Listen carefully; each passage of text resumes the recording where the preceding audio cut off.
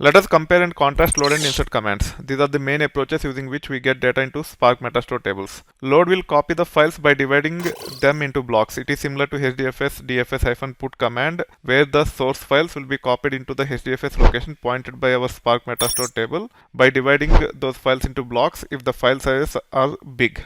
Load is the fastest way of getting data into Spark Metastore tables because it deals at file level. However, there will be minimal validations at file level. When it comes to data level, there will be no transformations or validations. If we need to perform any transformation and if you want to store somewhere in Spark Metastore tables, then we have to use insert only. We will not be able to use load command. Here are some of the usage scenarios with respect to the insert. If the delimiters in your source files and the table level delimiters are different, then we can use insert command to insert into the target table with the delimiters specified while creating the target table if it is text file format. Your source files can be text file and your target files can be Parquet or ORC. Even in that scenario, you should be able to use insert command.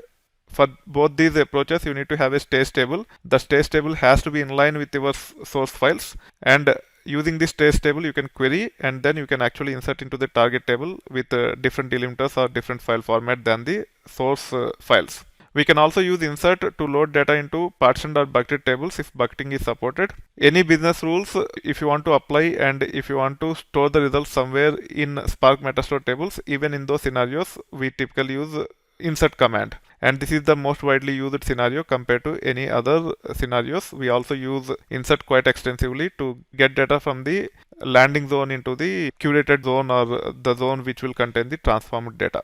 That being said, let's see some of the anomalies with respect to getting data into the target tables using load command. In this case, I'm connecting to ITversity Retail database. Then I'm dropping order items table, creating this order items table as Parquet, and I'm trying to load the file which is in this location. If you go to this location and if you review the files, they are of type text file format. You can also say view, paste the path and then type the file name and you should be able to see the records in this file. It is nothing but a text file, and now I am trying to load these data into the target table which is created using Parquet file format. Now let me run this command.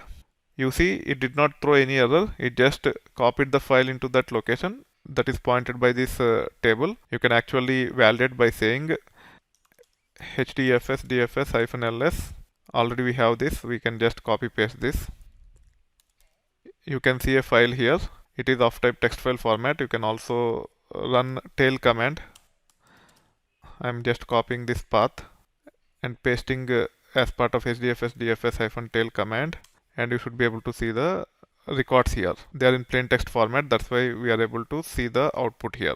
Now I can actually run this query and it will throw errors. Even though load worked successfully, the query will fail with error because the target file is not a Parquet file format. So this is the anomaly with load command. As long as the source files and the table are consistent, the load command will work. If there is any inconsistency, it can be the delimiters in case of text files for both source and target, or the file formats, or any other type of inconsistency, the load command will not work. But load is the fastest way of getting the data into the target table compared to insert.